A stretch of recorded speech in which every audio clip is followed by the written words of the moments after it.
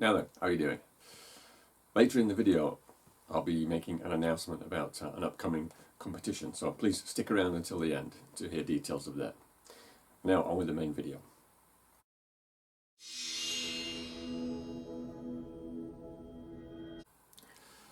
Last week we looked at the 10 best-selling Elvis LPs in Japan at the time of his death, and today I'm going to show you a few posthumous releases, starting with this one here. This was part of a series of 15 albums which came out just after Elvis died. Now the 50s albums in that set, including this one, were all in stereo. And as I mentioned in another video, all mono albums stopped after Fun in Acapulco. So all the albums released after Fun in Acapulco were only released in stereo. And the 50s albums, such as Loving You, were re-released in 1962-63 in both mono and stereo. But when the mono albums ran out, they were deleted. And when Elvis's records switched to the RCA label, like this one, they continued to be available only in stereo, including the 50s titles. And it would be quite some time before the 50s albums were available in mono again. This particular copy is a promo copy, and as you can see, that's on a white label. And the album came with a lyric sheet, English lyrics on one side and the Japanese liner notes on the other side. The following year, in 1978, they re-released all the Camden albums in this series here. The obi basically reads Forever Elvis in Japanese at the top. So this series comprised the Camden albums plus the Pure Gold album. And by the way, the covers are still quite good quality at this point. This is late 70s, 1978. On the back cover here you've got the lyrics in English, and there is an insert with this one. I'll show you that in a moment. This particular version has 9 tracks, like I think the same as the US one. The UK version has 10 tracks, if I recall correctly. However, the good thing about this particular version is many of the songs are in true stereo, like all the songs on side 1 except Peace in the Valley. And also, I think side 2 is all mono, but side 1 is mainly in stereo. So it's good to hear You'll Never Walk Alone and We Call on Him in true stereo. Now the albums all came with this really nice picture label with with the signature logo at the top, and a photo label from, it looks like from about 1969, I guess. I'll just cut away to show you a picture of that. And the series also came with an insert. On one side it has the Japanese liner notes, and on the other side it has information about the other releases in the series. So you can see there's a total of 10 albums in the series. Camden titles plus Pure Gold.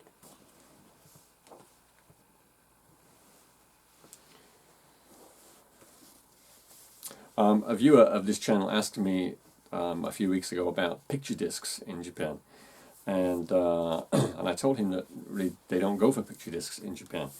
And this release here, I'm sure you're familiar with, from 1978, A Legendary Performer Volume 3. Now this is an example of what they sometimes do in Japan, is they will import a record and then just put an obi over the top of it. So this copy of Legendary Performer Volume 3 is actually an American disc with the American booklet, but it just has an obi over the top of the cover, just like that. So on one side it gives you the track information in Japanese, points out that there's a booklet and a picture disc, and on the reverse side you've got the lyrics in English. And as I said, the booklet is just the English booklet. Now with A Legendary Performer Volumes 1 2 and 4, they actually made the discs in Japan, and they also had some additional pages in the booklets for Japanese liner notes and the English lyrics. But this one just has the English booklet with the lyrics on the back of the obi. So moving forward to 1981, this is a copy of recorded live on stage in Memphis. So this was the first time that this album was released in Japan in just a single pocket sleeve. There's no gatefold. And this is also a series of releases. You can see it says Best by 2000. So 2000 refers to the price, 2000 yen. On the back of the obi it has all the other releases in the series, and 7 of them are Elvis releases. And it's basically the 6 live albums that were released many times in Japan. On stage, that's the way it is. In person, this album, Madison Square Garden, and the TV special album, plus Blue Hawaii. And there's also a variant of this obi. It's a yellow color, same series, Best by 2000. And I don't know which ones came first, the yellow one or this blue and cream one. However, this one has an advertisement on the back, just at the bottom of the obi here, for a free gift, which they call the music capsule. I don't know if you can see it very clearly, but it looks like a box with a hole in, and I guess the idea is you put something in it. I'm not sure if this offer was available on the orange version of this obi, maybe not.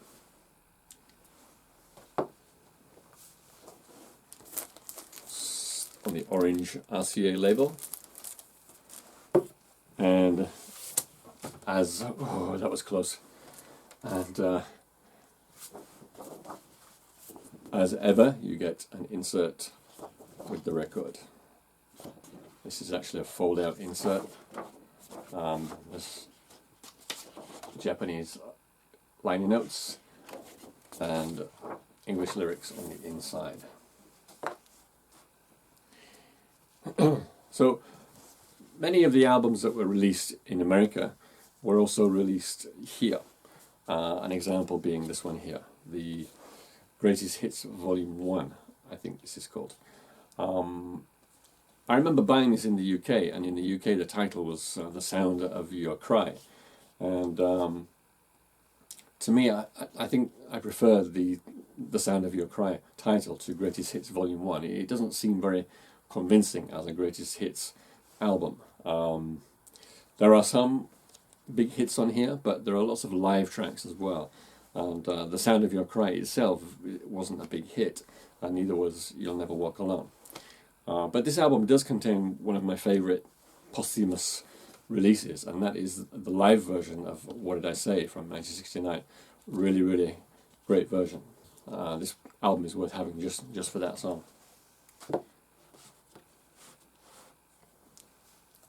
So the LP, the record again, it's on the orange RCA label. And once again it came with an insert with English lyrics on one side and Japanese liner notes on the other side.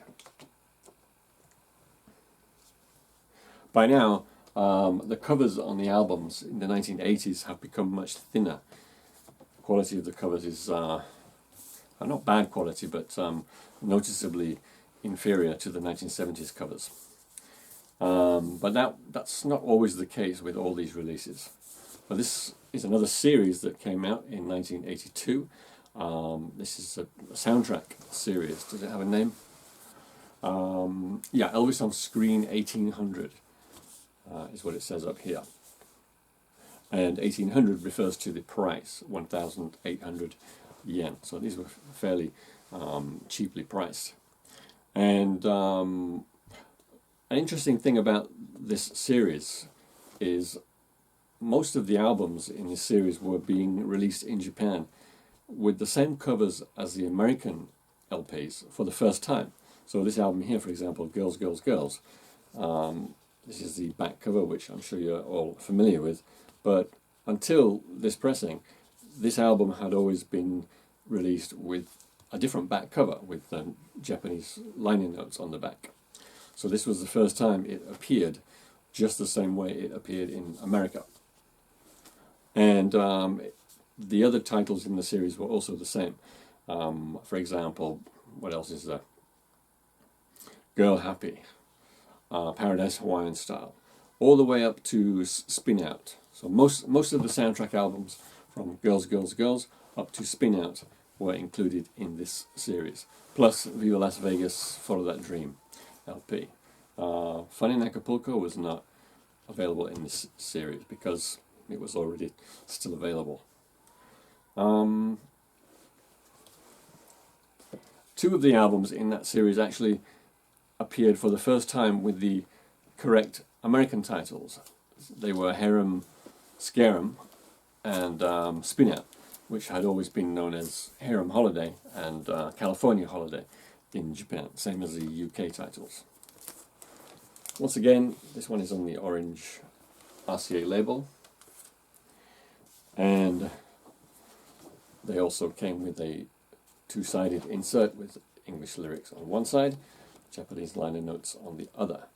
And this particular series, the LPs also came with two other inserts. One was for the Japanese fan club, and another one I can't remember. Then in 1985, there was a series of Elvis releases to celebrate the 50th anniversary, and here is one of them. This is the first album. So in this series there were 4 1950s albums, this one, the second album, and Golden Records and Gold Records Volume 2, and they were actually back in mono. So it was the first time you could get this album and the other 3 in mono, the first time in about 20 years. And also the covers on this series are also quite good. They go back to using the thick card cover. So the back cover is the same as the American version. And this is the 50th anniversary series, so it uses that same gold 50th anniversary label that they used for the American pressings. And as always, it came with an insert, Japanese liner notes and English lyrics. I've got another couple in the same series. Elvis, the second album.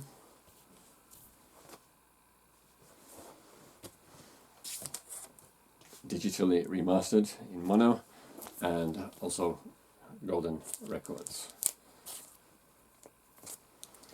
These are just the same with the gold label and the inserts. So I mentioned the picture disc earlier, and the same gentleman who asked me about picture discs asked me also about colored vinyl. And the situation is very similar to picture discs in Japan. They really don't go for them very much.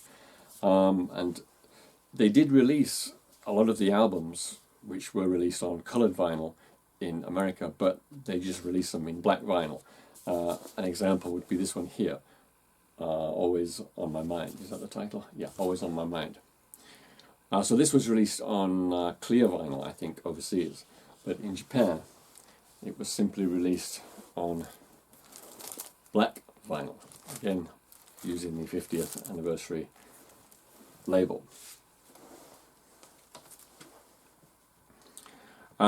So yeah, they just don't really go for colored vinyl in Japan. The only album which was released on colored vinyl, manufactured in Japan, was an album called Elvis Blue, which, if you don't know, it's an album made up of songs with blue in the title, like Blue Moon of Kentucky, Blue River, and so on. The only other colored vinyl album I recall was the Green Christmas album, which came out about this time, I think 1985. And it was not manufactured here, but it was imported, and they put an obi over the top, like the picture disc I showed you earlier. Now, you may have noticed that this one here has a red sticker on the top here. This is actually a promo sticker. It reads Mihonban, or sample in Japanese. And the sticker goes right over the top and covers the top part of the back cover as well. So this is how they packaged promo albums in the 1980s. Another thing they did was they put this ugly white sticker on the front cover, and it has a number, and then there's also, you can see there's a little Japanese character here, just where my finger is, and to the left side of that is a space to write the name of the person or the company who received this promo. And again at the bottom there's just Japanese text saying this is a sample.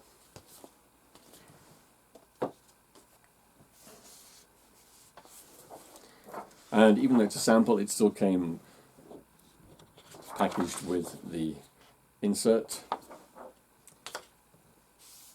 And it also has this other insert here. This is an insert that came with, it will have come with the Girls, Girls, Girls LP and the other LPs in that series. So this insert was given away with lots of the albums at the around this time in the early 80s. It's just a fan club application form, and on the right side it's an application form for a Elvis Monthly magazine.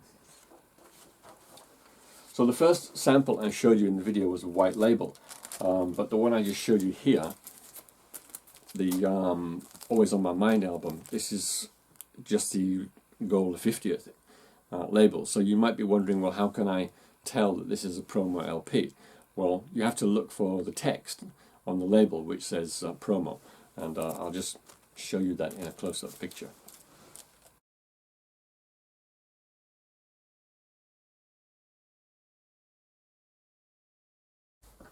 Alright, so that was Always on My Mind. So we were back to thin card covers with that particular release. The next one is a really hard one to find, actually. This is Return of the Rocker. This is also just has a thin card cover. And it's very hard to find on CD as well. The CD version has a really nice green obi. So if you can find it, yeah, it's well worth having. But I think the problem with this album is it kind of, it doesn't really appeal to anyone. It doesn't appeal to fans, because as a fan I can look at the tracks on this and say, oh yeah, that's a good album, but you know, I've got all the songs. And if you're a casual Elvis fan, you look at the songs and think, well, there's only a couple that I know, so I'm not going to bother. So I don't think this one sold as well as the first Rocker album. I think the concept was a good one, Return of the Rocker, but Elvis really didn't rock very much after 1960. So the LP itself is, again, on the orange RCA label. And again, it contains the standard insert, English lyrics, Japanese liner notes. And this one also has that application form for the fan club and the monthly magazine.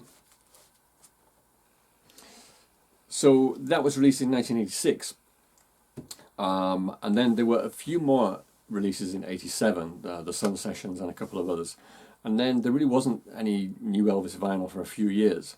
But in 1992, it was 15 years since Elvis died, and they released a really, really good set of albums, a really good series, probably the best series in this whole posthumous set of releases. And I've got a couple to show you. It was a series of 10 albums, and basically it's Elvis's first 10 albums. There are 9 albums from the 50s, plus Elvis is back. And all the 50s albums were released in mono. So I'll show you a couple. This is A Date with Elvis. So they all have this black, pretty stylish black obi. And it has the King of Rock and Roll logo up here, which is the same as that CD box set with the same name. On the back of the obi you can see all the other releases in the series.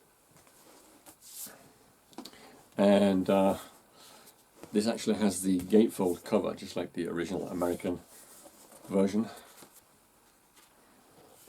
The photos and text on the inside, and the calendar on the back side.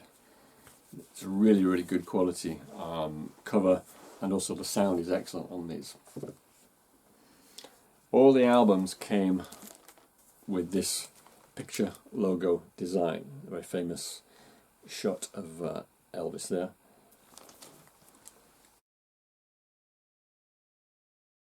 And also they all came with 4-page insert with the liner notes and the English lyrics, and unusually they also have Japanese lyrics on the back. So they put a lot of effort into that series, I think. And the other one, this is the Christmas album. Again, same obi as the other one. So this was actually the first time that the Christmas album was released in Japan in the same design as the American original, with the booklet inside. Alright, so the Christmas tree design on the inside, and the photo booklet as well. Right, you've seen all these pictures before, I'm sure.